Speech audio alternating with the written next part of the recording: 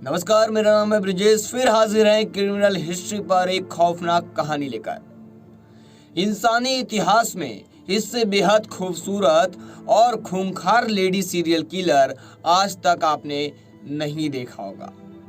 इसने इतनी बेरहमी से 650 लोगों का कत्ल किया जिसके बारे में सोचना भी मुश्किल है।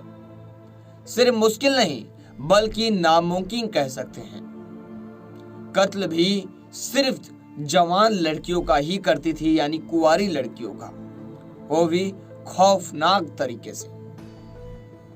आज की कहानी काफी खौफनाक है। 650 लड़कियों को मारकर उनके खूनों से नहाने वाली एक रानी की कहानी है। ये कहानी सच्ची है, सच्ची घटना पर एक कहानी आपको बताने वाले हैं। उम्र के जिस पड़ाव में लड़कियां खुले आसमान में उड़ना चाहती थीं, उसी उम्र में ऐसी लड़कियों को ये अपने महल में आने को मजबूर करती थी, फिर उन्हें तड़पाती थी। उसके बाद उनके खून को बाथ टब में भरकर उसी से नहाती थी। जिसको बाथ टब नहीं पता उसको बता दे, जिसमें नहाया जाता है फ्लैटों में, बड़े महलों में बाथ टब जिसमें पानी भरकर नहाया जाता है, उसे ही बाथ टब कहा जाता है। उसी में लड़कियों का खूनों को भरकर वो नहाना चाहती थी। नहाना भी क्यों चाहती थी? क्योंकि वो जवान रह सके, इस उम्मीद में कि वो ताउम्र खुद जवान रहेगी। इसी की वजह से वो बाथ टब में लड़कियों का खून डालकर नहाती थी। खूबसूरत रहेगी क्योंकि उसने जवान लड़कियों के जिस्म से ताजा खून निकालकर स्नान किया है। आज की इस कहानी में मेरे साथ एलिजाबेथ बाथरी की खौफनाक कहानी जानेंगे। ये दिल दहला देने वाली असली कहानी है हंगरी साम्राज्य से। ये यूरोप का एक छोटा सा देश है। ये बेहद पुराना देश है जो कभी रोमन साम्राज्य का हिस्सा था। कहा जाता है कि इस देश पर हंस नामक प्रजाति वाले समूह ने आक्रमण कर दिया था। उसी समय से इसका नाम हंगरी पड़ गया। यह ऐसा देश है जहां किसी बच्चे का नाम उसके माता पिता नहीं रखते, बल्कि सरकार का एक लिस्ट निकाली जाती है और माता पिता उसी लिस्ट में से अपने बच्चे का नाम रखते हैं। इसी हंगरी देश की ये कहानी कई दशकों पुरानी है। ये कहानी है 1558 से 1610 के बीच की। उस समय हंगरी साम्राज्य था। इस साम्राज्य के राजा थे किंग मथायस द्वितीय। इसी साम्राज्य से जुड़ा हुआ था बाथरी परिवार। ये बाथरी परिवार भी शाही परिवार का हिस्सा था, क्योंकि इसी परिवार में हंगरी की रक्षा के लिए सबसे बड़े योद्धा हुआ करते थे। इसी परिवार का योद्धा था फेरेंक नेस्डी, जो तुर्कों के साथ हुए युद्ध में हंगरी का हीरो साबित हुआ था। इस वजह से ये परिवार एक बड़े महल में हुआ करता था और इस महल से आए आदेश को हंगरी का हर एक नागरिक मना नहीं कर सकता था। शाही परिवार बाथरी के योद्धा फेरेंक नेस्डी की पत्नी थी एलिजाबेथ बाथरी, जो बेहद ही खूबसूरत थी, जिसकी खूबसूरती के चर्चे होते थे। एलिजाबेथ का एक आदेश और महल में नौकरों की लाइन लग जाती थी। लेकिन इसी एलिजाबेथ बाथरी को अपनी खूबसूरती पर इतना घमंड हो गया कि उसे जब कोई यह कह देता कि अब उम्र ज्यादा हो रही है, बस इसी बात से वो गुस्सा हो जाती थी। वो पिशाच और ना जाने ऐसी कितनी किताबों पर भरोसा करती थी जिसमें इंसानों को मारकर अपनी इच्छा पूरी करने की बातें होती थी। किसी के मुंह से कहते हुए सुन लेती थी कि राजकुमारी कभी कुंवारी लड़कियों के खून से नहाकर हमेशा जवान और खूबसूरत रहती है। बस इन्हीं बातों से एलिजाबेथ बाथरी पर सनक सवार हो गई। अब वो सोचने लगी कि अगर वो कुंवारी लड़कियों के ताजा खून से नहाएगी तो हमेशा जवान रहेगी। बस इसी सनक को पूरा करने में वह खुद ही शैतान बन गई। अब अपने महल में वह 3 नौकरों की मदद से अपनी सनक को पूरा करने लगी। इसके लिए उसने शुरुआत में उन लड़कियों को निशाना बनाया जो गरीब परिवार से होती थी। गरीब परिवार की लगभग 16 साल के आसपास की उम्र की लड़कियां उन गरीब कुंवारी लड़कियों को महल में काम करने के लिए बुलाया जाता था। फिर कभी उन्हें बाहर जाने का मौका नहीं मिलता था। अब इस बात्री परिवार को हंगरी साम्राज्य से सीधा रिश्ता था, इसलिए किसी की हिम्मत नहीं थी कि उस पर सवाल उठाए। दूसरी बात यह भी थी कि गरीब लड़कियों को काम मिल जाता था, पर यह नहीं पता था कि उन लड़कियों को उस महल में कितनी खौफनाक यातना दी जाती थी। कहा जाता है कि एलिजाबेथ बात्री उस समय भी कुंवारी लड़कियों को अपना शिकार बनाती थी जब उसका पति जिंदा था। लेकिन साल 1604 में पति फेरेंग की मौत के बाद वह पूरी तरह से शैतान बन गई।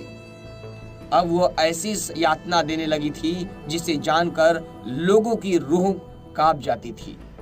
एलिजाबेथ बात्री ने स्लोवानिया के चर्चिस स्थित अपने महल को मौत का महल बना दिया था। महल का नाम चाचिस था।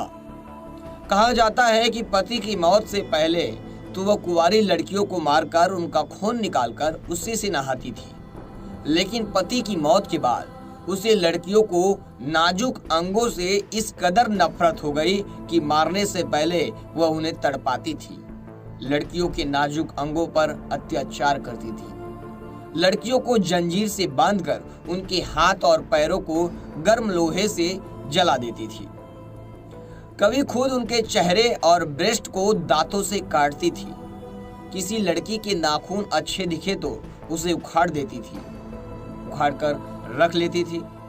कई बार बिना कपड़ों के बदन पर बर्फ वाला पानी डालती थी तो कभी नंगे बदन ही ठंड में छोड़ देती थी। कई बार तो वह उनकी बदन पर शहद लगा देती थी ताकि कीड़े उन्हें बुरी तरह से काट सके। अगर कोई लड़की खूबसूरत होती तो उसके स्तन यानी ब्रेस्ट और चेहरे को भी काटकर मांस के टुकड़े निकाल देती थी। दावा तो यह भी किया जाता है कि एलिजाबेथ बात्री कैंची से लड़कियों के नाजुक अंगों को काट देती थी। कई बार प्राइवेट पार्ट को भी कैंची से काट देती थी। इससे भी ज्यादा भयावह दरिंदगी से वह यातना देती थी जिसे हम शब्द में नहीं लिख सकते, शब्दों में नहीं बता सकते। असल में एलिजाबेथ बात्री पहले गरीब परिवार की लड़कियों को ही महल में बुलाती थी, लेकिन वो लड़कियां कभी फिर घर नहीं लौटती थी। इस तरह धीरे धीरे लड़कियों में कमी आने लगी। इसे देखकर एलिजाबेथ ने धनी परिवार की लड़कियों को भी महल में आने का हुक्म देने लगी। अब जब धनी परिवार की लड़कियां भी घर नहीं लौट पाती तो लोगों को शक होने लगा। लोगों को शक हो गया। उसी बीच कुछ ऐसी लड़कियां थीं जो किसी तरह एलिजाबेथ की यातना से बचकर महल से भागकर आ गई थीं। उनकी आपबीती सुनने के बाद धनी परिवार के लोगों ने इसकी हंगरी किंग से शिकायत की, जो राजा था उससे शिकायत कर दी। इसकी जानकारी हुई तो गांव के गरीब लोगों ने भी हिम्मत दिखाते हुए हंगरी किंग माथायस वित्त से शिकायत कर दी। इसे हंगरी किंग ने गंभीरता से लिया और अपने बेहद ही खास अधिकारी से जांच कराई।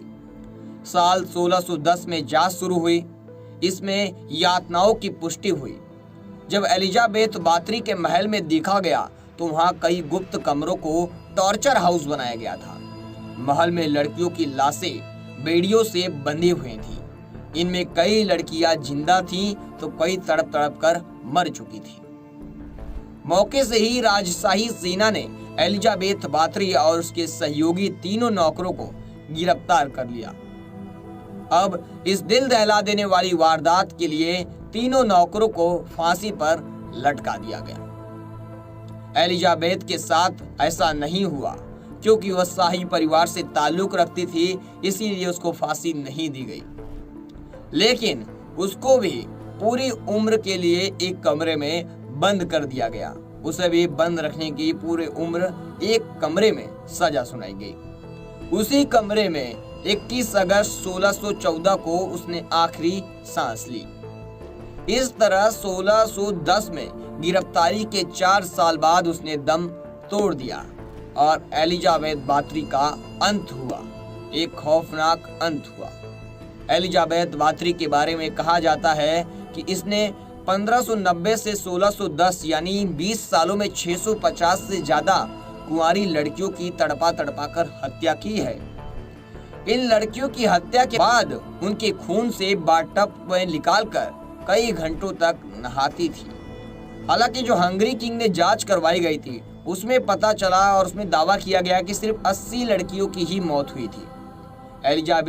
एलिजाबेथ बाथरी के ऊपर कई किताबें, कई फिल्में भी बन चुकी हैं और दुनिया की सबसे खूंखार सीरियल किलर लेडी थी एलिजाबेथ बाथरी। इस पर आपकी क्या राय है हमें कमेंट सेक्शन में जरूर बताएं। फिर मिलेंगे एक नई कहानी, एक नई वारदात के साथ।